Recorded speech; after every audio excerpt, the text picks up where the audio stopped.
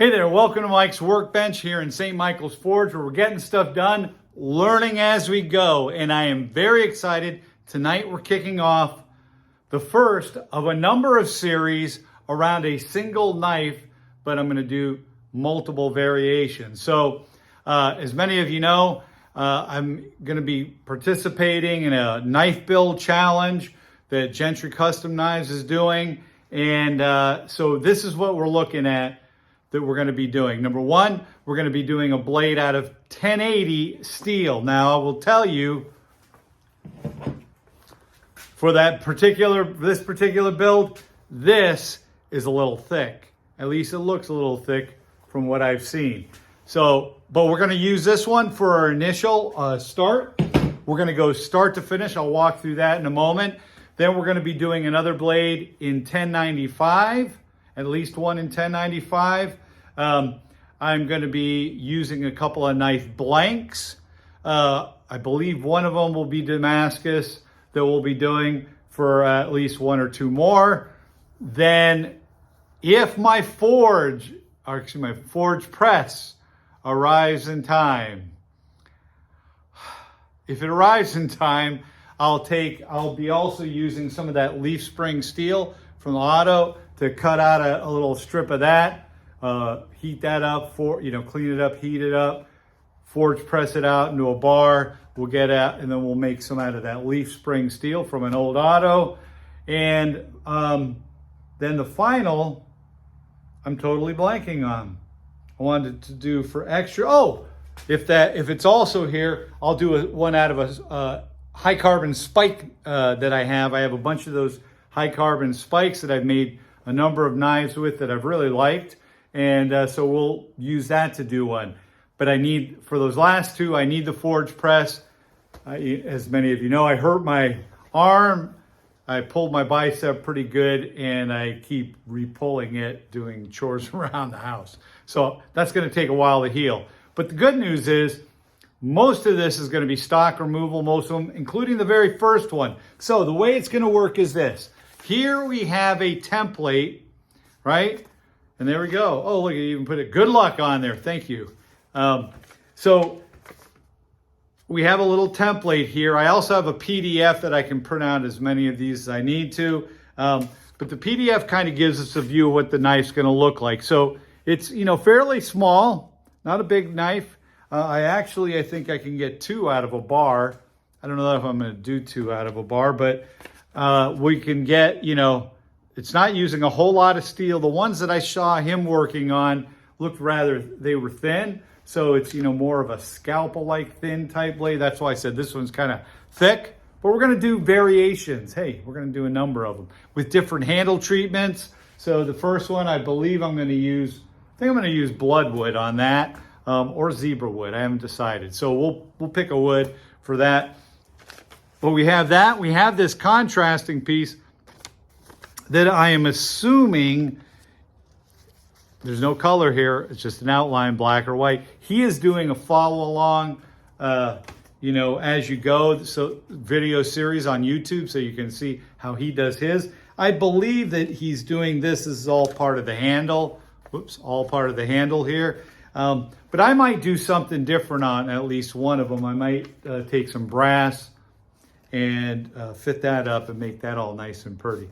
But we'll see. So I've got some variations, but to do the very first one, I've kind of drawn it out. So thought we'd walk through. The videos are going to go through step by step. I'm going to have them up on my YouTube channel. This is going on my YouTube channel. And it's going to look like this.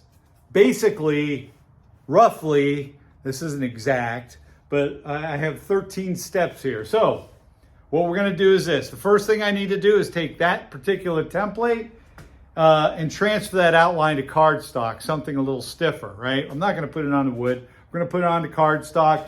That'll do fine for this project. I've got some old files, empty ones that I can draw that. We'll cut that out, then I'll transfer it. We'll carefully outline it, then I'll cut the cardstock, and we'll go from there. So we're going to transfer that to cardstock. Then I'm going to take the cardstock, put it on my 1080 steel bar, and I'm going to try to retain as much of this as I can. and maybe we'll do something different while we're doing all that with the remainder of that. We're going to draw out that with a Sharpie. I take a Sharpie. This is not rocket science. Take a Sharpie. We're going to outline, get that outline profile. Then I'm going to hook it up, and I'm going to take that bar, put it into one of my vices back here.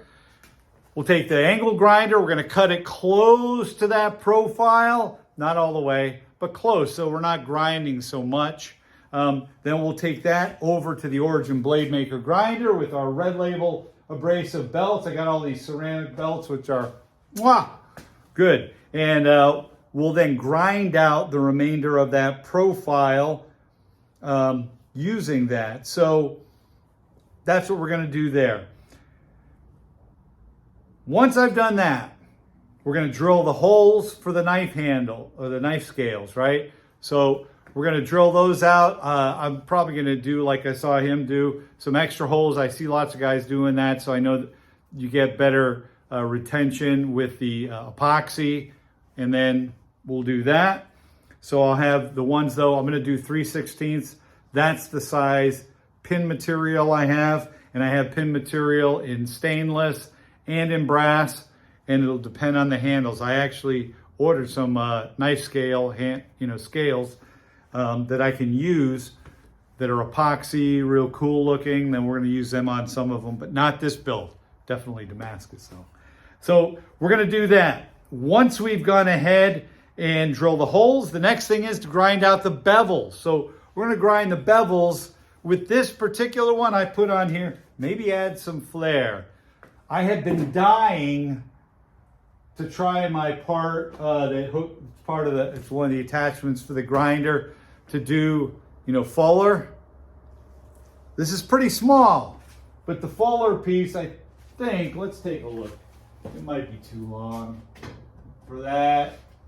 Oh yeah, no, we're not going to do a fuller. This blade's definitely too small, but nice thought. Well, but we might do something else. We'll do the bevels. Then before we normalize and do all that, maybe I might do something, with a rotary tool or something to do some little scrolling or something. I don't know. We'll see. See how I feel. This is the first of a number of them that I'm planning on, because I don't know if I said this. My wife is getting ready at the end of next week. She heads to Florida, and this contest actually runs through all of February. So I'm going to be here, and I can get here in the, like tonight I had to go out to dinner with the family, which I loved, but I won't have as many distractions. I can just get heads down and get in here and knock some stuff out, which I'm very excited about. So we're going to go ahead and do that. I said make the knife scales with a contrasting piece. I've never done that with a separate piece and then put them together. So that's going to be an interesting new first for me. I did watch how he was doing it on some of his. I'm going to watch some other videos, but I'll figure something out. So maybe that would be a good thing with different woods to do it, right? So I've got bloodwood, I've got purple heart, I've got zebra wood, I've got white oak, I've got all kinds of goodies out there. So maybe we'll do that. And then we're going to normalize the steel, hopefully in a special unit that I'm very excited about bringing into the shop. Normalize the steel, then we're going to harden it and temper it. I'm hoping to do all three of those in that particular piece. This blade, we're not forging. We're not getting out there and doing any of the hammering. If I will do some hammering if the forge press comes in and I'm able to do those last two. And I've decided I will hammer left-handed, so that will be fun to watch. But for some of the finishing stuff. So, but for this, we're not. So we don't have to worry about any of that. So I'm not going to be firing up the Mr. Volcano Forge. Hopefully, timing will all work, and the next big piece of equipment in here will be in, and I'll be able to utilize that for heating. Then we're going to clean up the blade, assemble, the handle, the pins, all that. Use the epoxy. I will tell you, the epoxy I use JB Weld with the two, the two system one. It's worked great. It's waterproof, all kinds of proof. It's Michael proof. It just seems to work. It sets up pretty fast, but not too fast. So, somebody like me who's prone to error can recover. And I've watched some folks do different methods than I've done, trying to get it all glued up all at once. So we're going to try that. I'm thinking what I want to do is actually glue it up, then pin it, which would be new for me. All right. Assemble, then final cleanup, and we'll have a blade. So a lot to do. It is, what time is it right now? Take a look-see here on my little, it is 8:08 at night. I'm getting started. So we're not going to get very much done tonight. We'll do a little tonight, a little tomorrow. As I said, I'm going to have a bunch of them going like this, those different projects, all for that same knife design. I'm just excited. You might wonder, well, what the heck are you going to do with them all, right? Because you send pictures of these knives, maybe video, slicing stuff. I'm planning to give them to people that I know. So I've got friends and family who have been bugging me for knives. Mike, we always see you making knives. You haven't given me a knife. But I'll be giving you a knife. Hopefully you'll be one. So depends how many I get done. So I have some people that I'm going to give them to. And other than that, that's that. That's how we're going to proceed with that for the first one. So I'm going to stop this video, and then the next video, which I will begin tonight, we'll start into the process. We're not going to get a whole lot done, but we'll start that. So again, I want to keep these a little more bite size. I'm not inhibited though by the 10 minutes, which you can see I've talked for all this time. So you've got my full process that we're going to do. I will also type that out, put that out. That'll be there on the YouTube videos. And if I ever get around to actually getting a website at some point, then we'll embed and we'll do more descriptive descriptions and such. But there we go. So if you have questions, comments, concerns, you think I'm nuts, you think I'm on task, love to hear from you. And the last time I posted a video, I do have to say this. I got a bunch of folks after I hurt my arm and I posted the video, and they saw how I was, wow, boom, and all of a sudden, oh, actually, that's not the one that's causing me the problems. That's just my normal, I have some shoulder issues, and I don't want to get the surgery until I have to. So what happened was I then adjusted my swing to immobilize my shoulder, and I totally put strain on my bicep, and that's what's really hurting. But I got some great suggestions. I had some people write me and say, I hope you don't mind the criticism, but here's what I would say you should be doing. And then they walk through. And I have to tell you, I love that because I'm a newbie. I'm learning. Again, my whole theme is learning as we go, right? I'm learning as I go. I have no clue as to what I'm doing. I'm just a fairly intelligent guy who's watching stuff and saying, how could I replicate? What could I do? How could I adjust this? That's it. And then I'm, passing that along. So yes, if you have comments, suggestions, concerns about my list, feel free to pass that along. I am more than receptive. I won't get mad. What you will find is that I don't mind people not liking how I'm doing something. I don't mind you disagreeing with me. I don't mind any of that. It's only when people get personal and just take things out into the sphere of why and attack. Well, then I like my thing is this. I like everybody until I don't. And when I don't, Smiling Mike is not so smiley.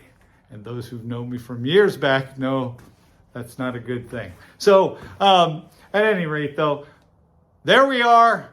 Very excited to start on this journey because there's a whole bunch of new firsts that I'm going to be doing with new equipment that I've never used. And I love that. That's the beauty of all this. So with that, this is Mike's Workbench here in St. Michael's Forge. I am not St. Michael, but I am Michael Giannotti, however, bidding you have a great night. Take care, and as always, Ciao, and we'll catch you on the next one kicking this off.